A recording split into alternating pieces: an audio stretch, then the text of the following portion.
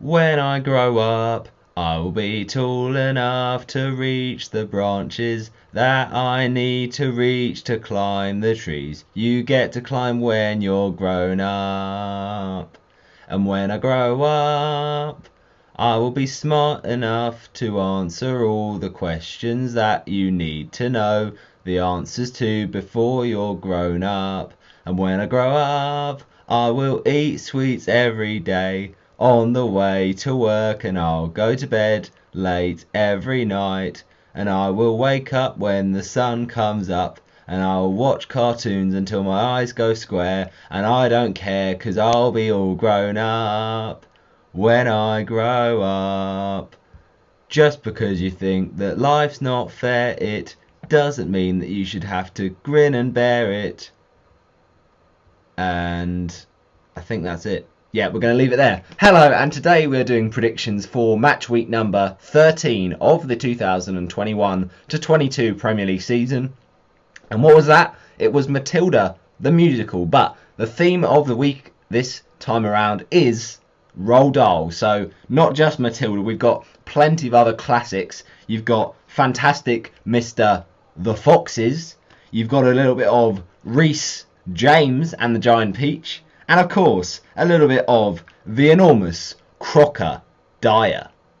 So let's get into the song of the week for this week. It is that, of course. It's got to be, hasn't it? When I Grow Up by the Matilda cast. Matilda, the musical. What a tune. But the phrase of the week this time around, I'm feeling it, is going to be a little bit of... I should have thought about this before. Let's go for ginormous. I think that's a word in the Roald Dahl world. Yeah, why not? I think so. Anyway, we'll move on. Irrelevant. What is relevant, though, is going through the predictions and the predictions league table. So, to start off with, how do we get on in match week number 12? Well, I can in fact tell you that the predictions league is shaping up very nicely. So thanks for all your support on the channel. 10 likes last week. Really, really good. So let's see if we can push just as much as that, and even better, hopefully, if you like what you see and you want to comment your scores down below, do feel free. It's 3 points for the correct outcome, and then 5 for the correct outcome and the goal difference. 5 for the correct score, and 1 just for the correct result. But in 7th is still Sportcat01 with 8 points. In 6th, Chris Welch with 11. In 5th, it's Pav Kapoor with 12. In 4th, it is Footy Tom with 15 points. And well done for his predictions last week. That was, of course, Pock Lock Football, who predicted a very decent round of games and is scoring himself 6 points. Respectable. Not amazing, but respectable. So that meant your 37 went up to 43. Also, my predictions, how did I get on? Well, it wasn't ideal, but we finally got a correct scoreline, so I'll take it. We hadn't had a correct score since that Southampton 1 Leeds 0 game back in match week 8, so it was a long wait, but we got there and got the correct score bang on. Man City 3, Everton 0. We will take that. We also got correct results in the games between Liverpool and Arsenal. We backed a Liverpool win. We said a Burnley Palace draw, and we got that right. We also said a Chelsea win as well. I should have backed Watford, but, you know, we didn't think that was going to come. Ultimately, though, we were unbelievably good. And Spurs Leeds, we also predicted a Tottenham win. So, yeah, 11 points for me. I'm pretty happy with that. But does it mean I'm back top of the table? That's the question. Well, I can tell you that also on the video last week, fair play to DK Jones. I appreciate the comment. 18 points. What a week. And that does put you straight into the Predictions League at 4th, which is amazing considering there's so many other people there who've commented in the past and they've not got 18 their first week. So if you can comment again, then you can really get up the Predictions League. But the king of the Predictions League, that is, of course, the Dugout Football Channel, Douglas. How did he get on last week? Well, pretty solid. Not going to lie, he's doing well. But it wasn't quite as good as my 11 points. Still 8 points this week. So that means he's going up from 116 points after week 11 to after week 12 124. So yeah, it's not too bad. I'm on 107 points after week 12. So you know, it could be worse, but the gap is starting to open up now, and we really can't be having it. So ultimately, right, we need to just start getting more correct scores. We need to be that consistent predictor, because it's otherwise just going to be a real uphill battle. But you know, we'll do our best. We'll see what we can do, and yeah, we will go for it basically. So do go and smash a like on the video as well, and let's see if we can bridge that 17-point gap to Douglas. So moving on to this week, we've got some juicy fixtures for match week 13 of the Premier League. So let's get straight into them. The first one is Man City West Ham. Now this is interesting. Obviously West Ham coming off the back of a very decent game last week, but you know, a game they'd fancy. They have a few chances with Bowen's header, but ultimately disappointing against Wolves to, you know, stop the rot of their winning runs. They would have wanted to carry on the runs. So it's disappointing, but I think West Ham will bounce back from that in terms of performance at least.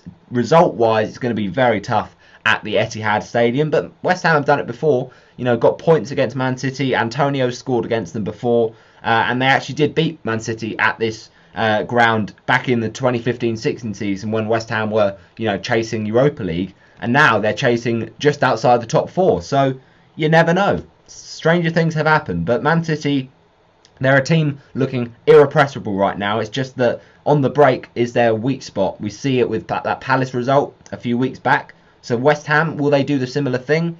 I don't know. It's difficult, but I'm still going to back Man City to get the result here.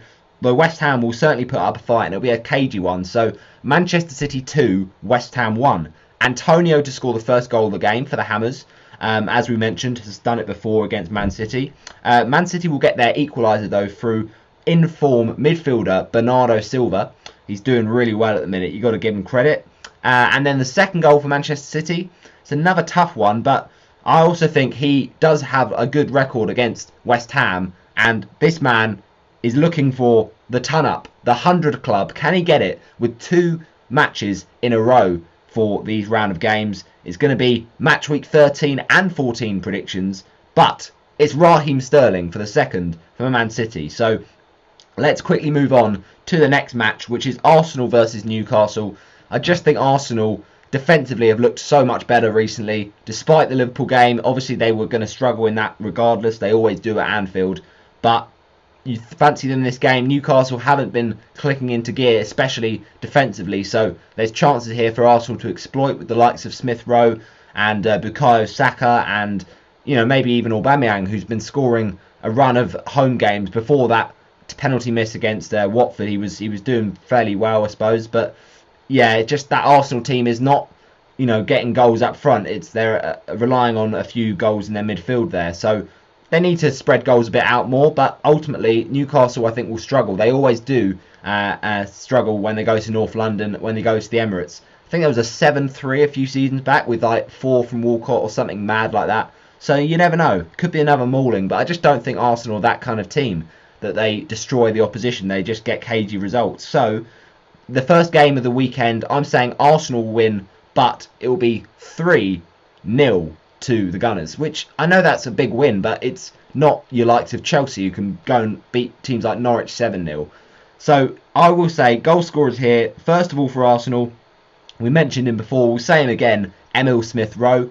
He's just in unbelievable form. You just got to say fair play. The second goal though for Arsenal, it's another tough one, but I think this time it will be Aubameyang. And then the third one, we'll go for a defender here, Gabriel, because they like a set-piece goal, do the Gunners. Now, moving on to Chelsea-Manchester United, a new era for the Red Devils. Ole Gunnar Solskjaer is no longer at the wheel. The wheel is ripped off the car's crashed, and they're going to go and get checked out at the car, you know, services, the emergency services. AA have picked them up and sorted them out. Now, honestly, Solskjaer, he had a bad end to his time at Man United, but you feel bad because he is still a legend of that club in terms of what he did as a player.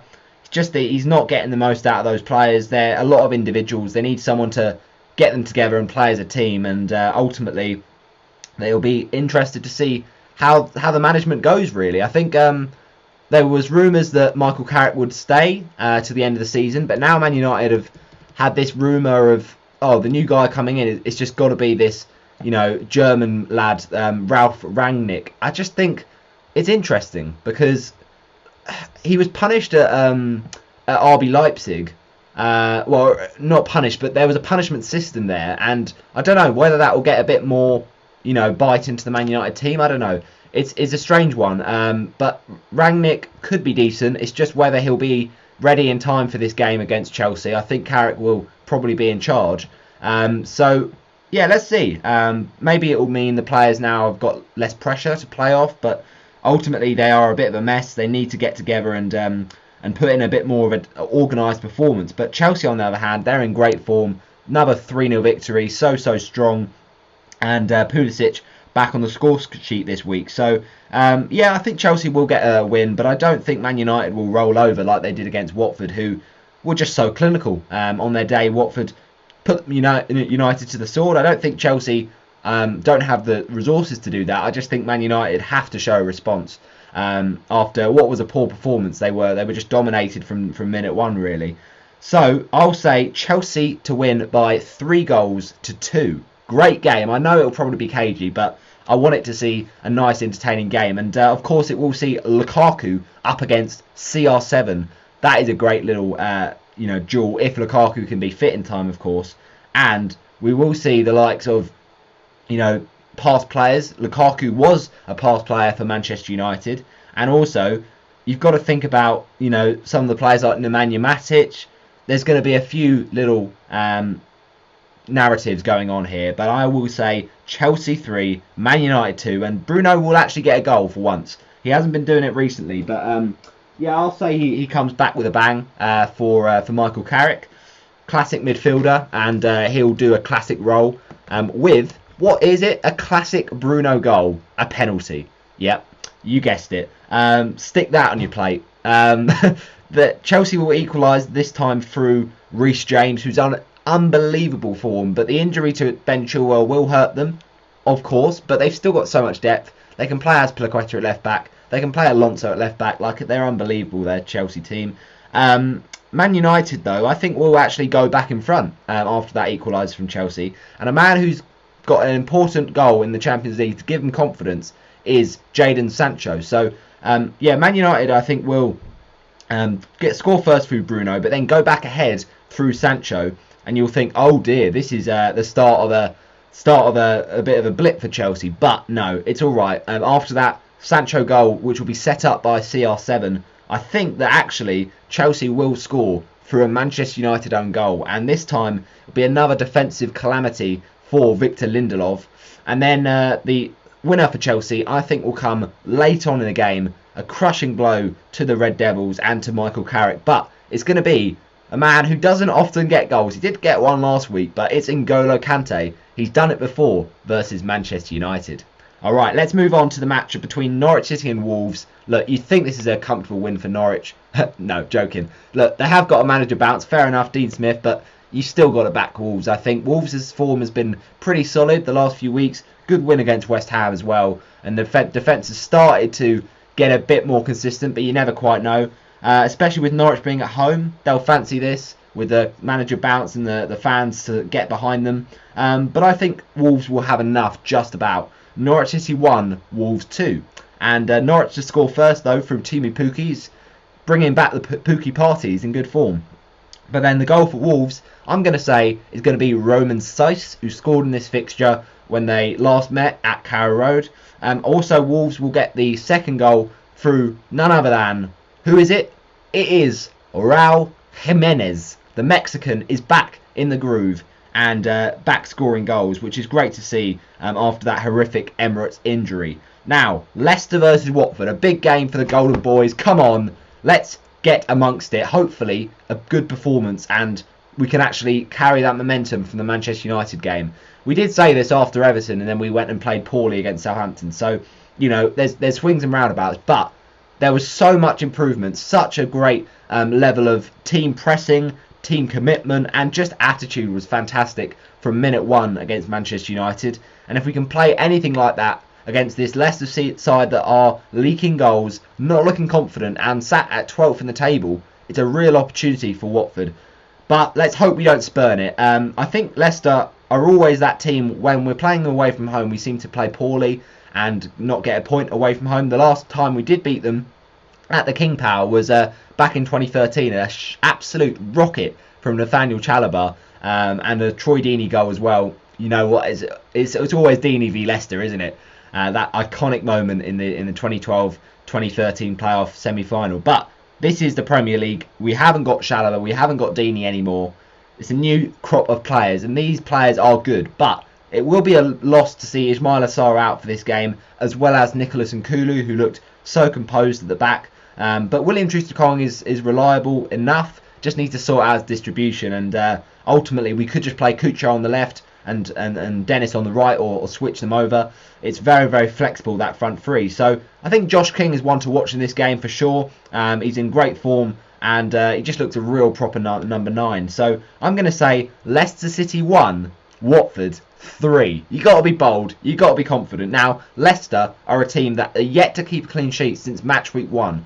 I get, right, fair enough, we haven't kept a clean sheet all season, but that is a target, defence to target for sure. Now it's weird because they have conceded a lot of set piece goals, and we could get them from corners. Like, we've got people like Juraj Kutska, who could come back in, but I don't think he should.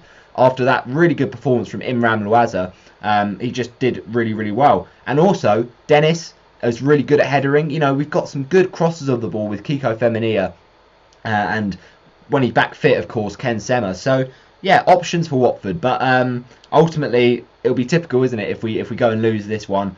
Vardy does love scoring via us. We do hate to see it, but let's see what happens. We're going to do our best. I think 3-1, let's go for it and try and be optimistic. But Vardy will score first. He does always score via us. But then I think Watford will equalise through a little bit of, you guessed it, the man in form. He's basically better than CR7 at this point. It's Emmanuel Dennis. But the second goal for Watford, Joshua King. And not quite another front three goal contribution, but this time I think there'll be a goal, a cheeky little header from a cheeky little Watford defender. It is William Troost-Ekong. Let's go. Now we are saying the goal minutes. So Sarr obviously going to be a miss, of course, but let's see Dennis make that jump forward. I think the first goal from Vardy will come on 13 minutes, quite early on, because we do often concede the first goal away from home, which is a shame, but you know, let's see what we can do. Then I think we'll get the equaliser fairly close to the half-time whistle, about 43 minutes, and that will come from Emmanuel Dennis. And then the goal will come, I think, from a Joshua King on 57th minute. And then the final goal, it's William Troost-Ekong. If you haven't checked out his Nigeria YouTube channel, then do check it out. It's quality. And that will be on 85 minutes. Now, it's match-up between the likes of Liverpool and Southampton. Now, Southampton have got a dreaded record versus the Reds, especially at Anfield. And Salah has got something crazy like 5 goals of the last 12 Liverpool have scored versus Southampton. So, yeah, watch out for the Egyptian King for sure. Liverpool, off the back of that fantastic Arsenal victory, they're so confident. And they followed it up with a good win in the midweek against Porto. And once again, you know, Liverpool looking great. Salah getting on the score sheet. They're just so strong. So I think Liverpool will make easy work of Southampton and get a 2-0 victory here. Goal scorers Trent Alexander-Arnold and, you guessed it, Mo Salah. Now, it's Palace v Villa. This is Vieira up against Gerrard. 2 midfielders who were absolutely playing at their prime in the Premier League. Now, ultimately, right, Vieira, he's getting the most out of this Palace team, and it's really impressive to see. Gerrard has got a new team, but they looked really good against Brighton, right? But is that just a one-game thing? We will find out. I think this will be a very competitive game. Watkins, one to watch. Benteke, one to watch, is in good form. And also, let's not forget about your likes of Vicente Guaita, who, you know, conceding 3 goals last week, but has made some fantastic saves recently. So it's going to be a cagey one. I think both teams will score, though. And I say Palace to win this one, though, just narrowly by 2-1. And Palace to score first through a little bit of Odsonne Edouard. Then Villa to equalise. And I think this goal actually will come from a man who's not been scoring enough goals, I think. I think he does, you know, warrant more goals because he's got the talent, and that's Emi Buendia. But then Palace do get their second goal, and I think this time it will come from the returning player. I think he's going to be back. If not, we'll find out. But Eberici Eze, perhaps. If not, then I reckon it will be a goal once again from Benteke. What a legend. Now, obviously, he used to play for Villa, so maybe there'll be a bit of a shushing celebration. Burnley Spurs. This is a big one, obviously, for Burnley. They come off the back of that really good run of performances. I think last week in the Palace game, they really should have won that match. They had the chances, but Cornet, what a player he looks like. Spurs come into this, they got a win, needed against Leeds, but they didn't look great in the first half. So Burnley will think about that, try and catch them early. But Spurs, I think, will still have what they need to get the result. And I just don't think that defence is looking strong enough right now. But the attack, we know, is still very strong. Burnley 1, Tottenham 3. Burnley to score first. This time not is going to be Cornet. Instead, it's going to be someone a bit unorthodox. It is going to be Charlie Taylor. Now, for Spurs, it's Son Heung-min, Harry Kane, and the final one for Tottenham Hotspur is going to be Lucas Moura.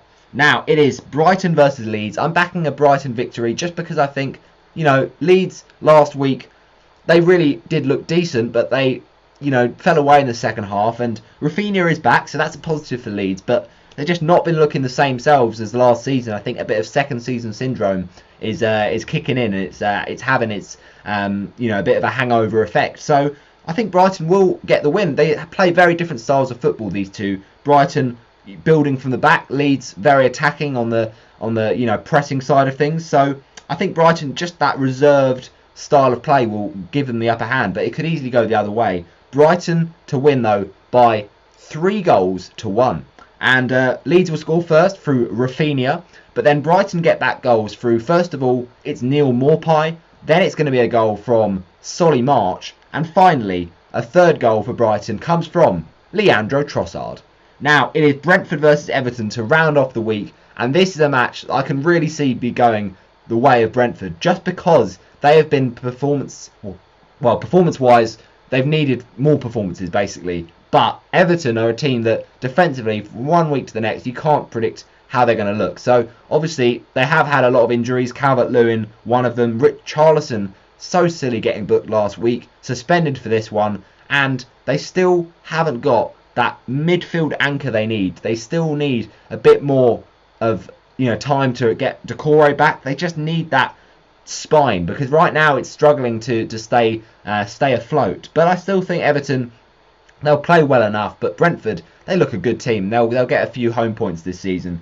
Brentford with a narrow 1-0 victory here. And I actually do think there'll be a sending off in the game. Sending off for the Brentford goalkeeper. I know, right? So I think Alvaro Fernandez will get sent off, and Everton will have a penalty, and it will be casually missed, by the Everton midfielder. That is, Andros Townsend. Yeah, you're thinking, what? Surely not. Yes, he'll sky it. And the third choice Brentford goalie, I don't even know who he is, he'll see that go over the net, not have to touch it. And then Brentford will, with the man advantage, they will think, no, surely we will have a man disadvantage. Yes, but then it will even out, because there will be a red card for Everton from Tom Davies. And then the Brentford goal comes late on, and it's Ivan Toney to follow up from his goal last week to win the game by 1-0. Thanks for watching my Premier League predictions for match week number 13. Get yours in the comment section below, and of course, don't forget to watch a little bit of Matilda and the Twits and the Witches. I'll see you next time. Bye bye.